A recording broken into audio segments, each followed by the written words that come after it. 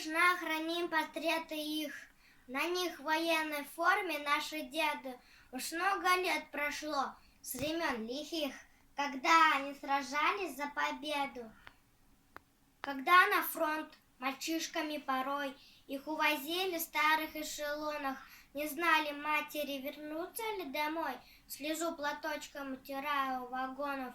Они не знали, сколько надо ждать, но верили, надеялись на чудо.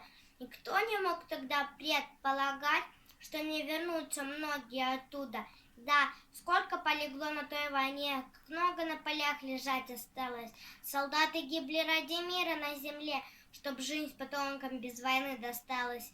И на портреты сейчас смотрю и понимаю, как велик ваш подвиг, и от души спасибо говорю, и с благодарностью всегда вас буду помнить.